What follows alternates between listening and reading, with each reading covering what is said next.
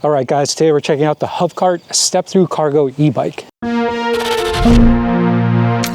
So just a heads up, Hovsco has an Easter discount starting today. You get $100 off plus the RunPlayBack discount. So basically $200 off if you're looking to pick up a Hovcart. The sale starts today and ends on April 27th. So on first glance, I definitely like the design of this. Black and orange, my favorite. The first thing that you'll notice is the step-thru design. So this is going to be a cargo e-bike that's accessible to a lot of different riders, especially on the shorter side like myself. You can see where I have the saddle right now is how I like to ride, but it goes even lower. For cargo e-bikes in this class, they usually run pretty tall, so this is a standout feature to me. This is going to be a bike that you can haul groceries, kids, cargo, whatever. So now let's walk through all the features. Here we have the 20x4-inch all-terrain fat tires, pretty typical for this style of e-bike. Here's the front suspension fork with the lockout and the preload adjustment, integrated front fender, bright integrated front headlight, quick release front axle, radius hydraulic disc brakes with a 180mm rotor. Power-wise, we have a 48-volt, 15-amp-hour removable battery, and on the website it says it can offer up to 60 miles of range depending on rider weight, terrain, and pedal assist level. Here we got the riser handlebars. It's a very large rise. This can accommodate riders of all heights because you can angle it if you're taller or shorter. Ergonomic rubber grips, left-hand thumb throttle, display controls, very large center-mounted color LCD display, and a 7-speed shifter. We have a branded saddle seat over here, not a ton of cushion, but you can easily upgrade this if you want more comfort. You also have a very large rear rack area. There's different accessories that they sell on the website. I believe they make cushions for the top, but it also comes with a wooden rack board as well. We went with the rear rack because this is probably the most practical for commuting. And you also have these plastic plates over here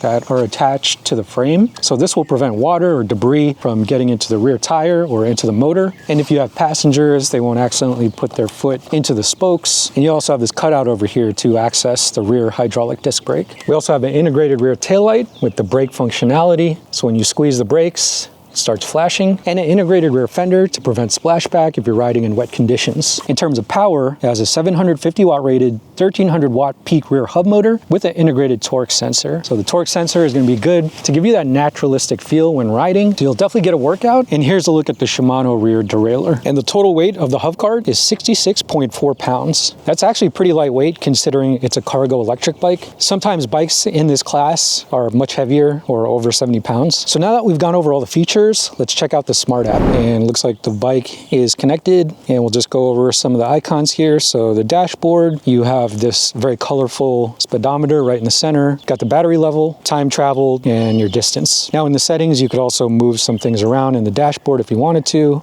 So that's pretty cool. You can also change the units of measurement. Here we have some kind of like ranking for others, I guess, integrated into the app. They'll put their stats up and you could share your stats. If we go to the last icon, you could see the different classes, units of measurement. We could change that to miles. So that's pretty much the app. Pretty basic. For some people, they may enjoy the features. For others, they may already have a favorite app. Keep in mind that you'll have to create a login account, so there might be some privacy issues for certain people as well. Now that we've gone over all the app features, let's take the Hovcart for its first ride.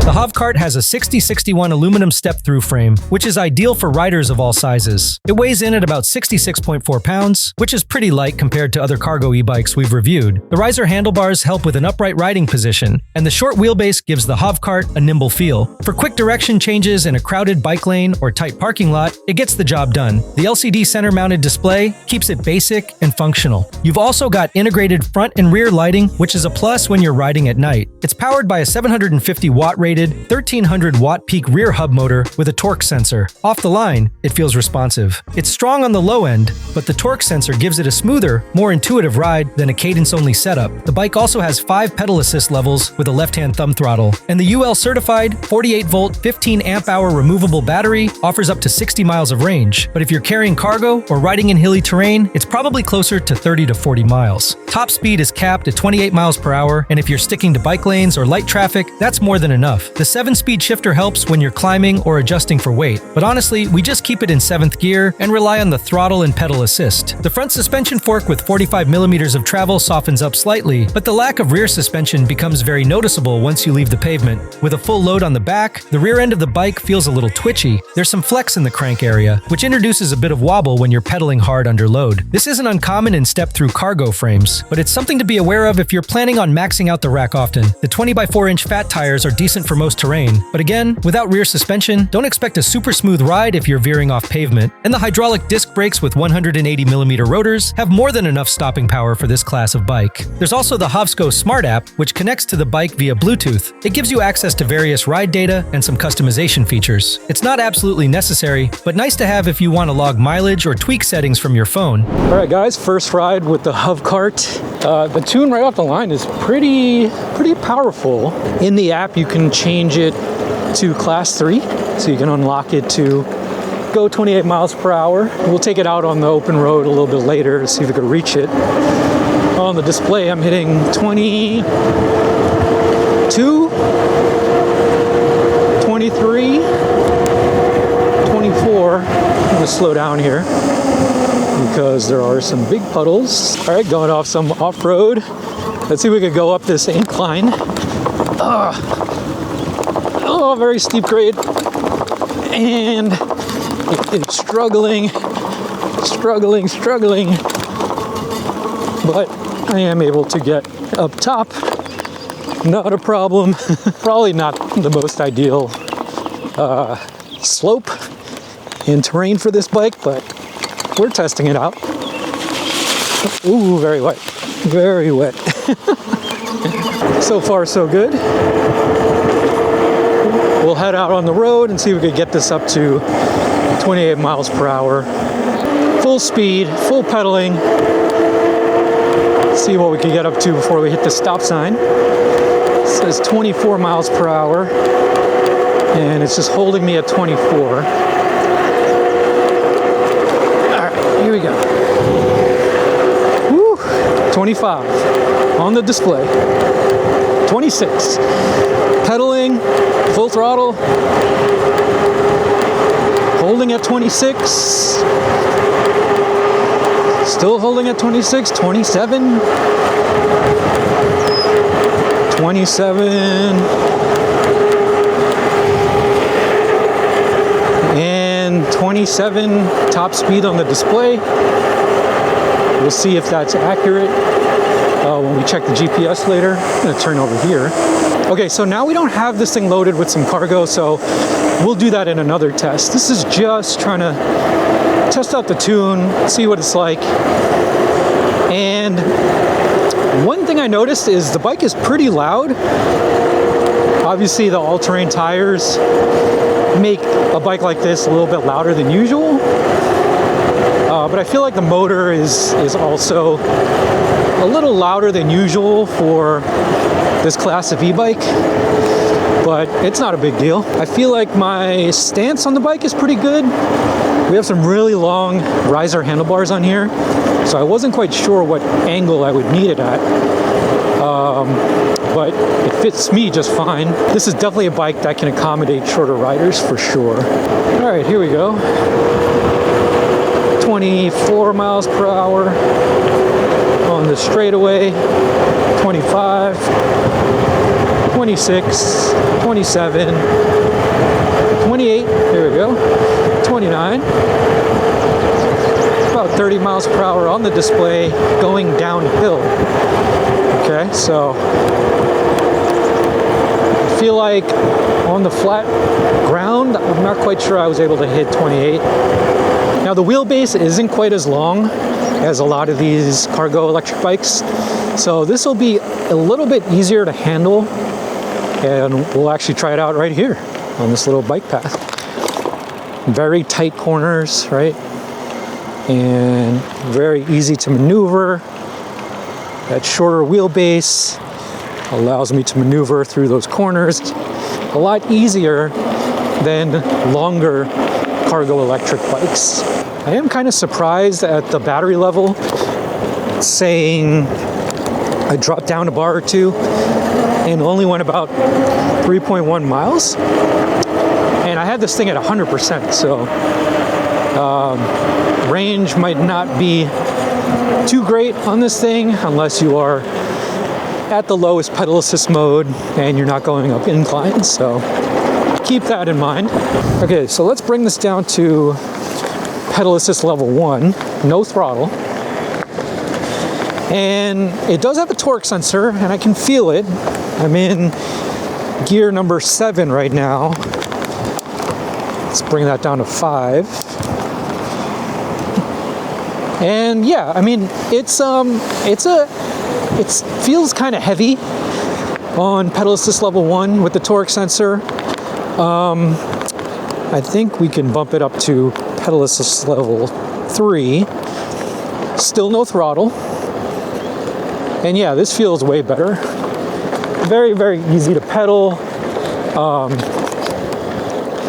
I think the power to weight distribution is fine. Although you will probably struggle on some hills unless you put it on the max amount of pedal assist. I could already feel that. All right, now let's bump it up to pedal assist level 5. And give it some throttle and some pedaling. And yeah, a lot more power. Now the throttle ramp is actually not too bad. It's responsive, but it's not so powerful that, you know, you'll feel like you lose control. It's very, very easy to control and very easy to at least get up to 20 miles per hour. Pedal up the grass. Woo! And up we go. And no problem.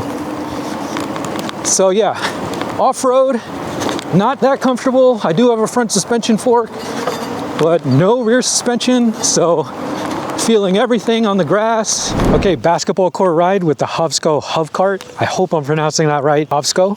All right, this time we loaded the rear rack with logs. Don't know exactly how much this weighs. My guess is, I don't know, maybe like 30 pounds. We'll see how this works. We'll see how it balances, if it changes the handling. Get right into it. Kickstand up, and the bike is significantly heavier now with these logs in the back. We will start at pedal assist level 1, no throttle, and just, whoa, get right into it. Okay, so definitely feel some wobble in the frame now that the rear rack is loaded up. It's a little concerning. You really don't want that kind of flex when you're steering and maneuvering. Usually that can be solved with maybe a crossbar over here, like this, where my foot is.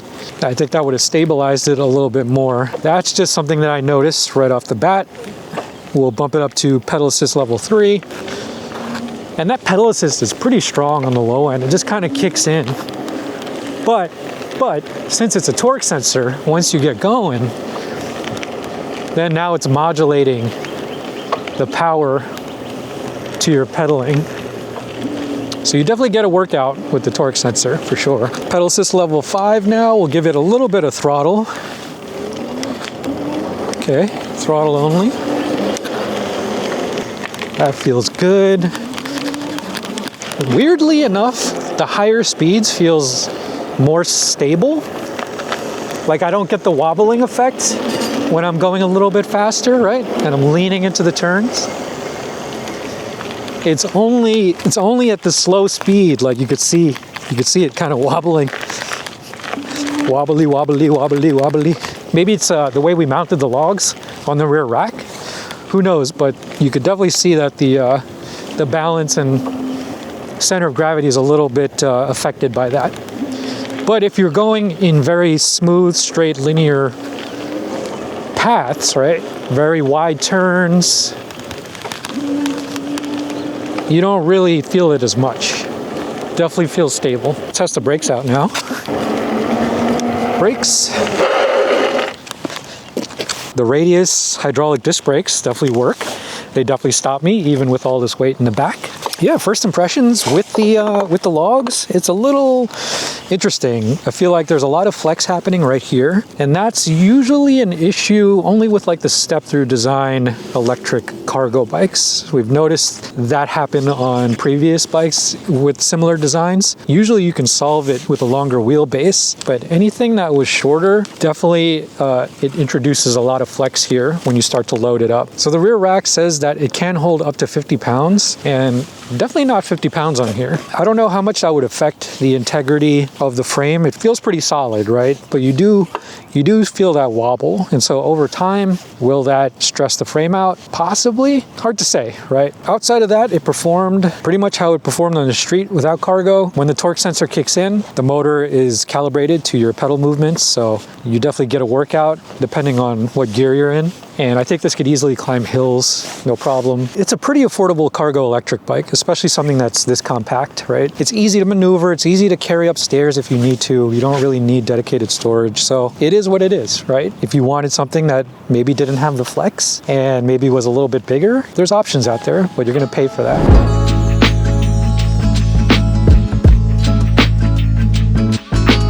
So here's what we like. The step-through frame makes it accessible to most riders, and the short wheelbase makes it feel a lot less bulky than some of the longer cargo bikes out there. The torque sensor keeps the ride responsive and smooth, and while the controller tune could be more polished, most casual riders probably won't notice. But here's some things to consider. The rear end gets very wobbly under load, which could have been addressed with a stabilizer bar across the frame. And the lack of rear suspension means it's not ideal for uneven terrain, but for the price, it brings a lot to the table. So what do you think of the Hovcart cargo e-bike? Is it solid for everyday commuting, or do you want more? Let us know in the comments below, and we'll see you guys in the next video.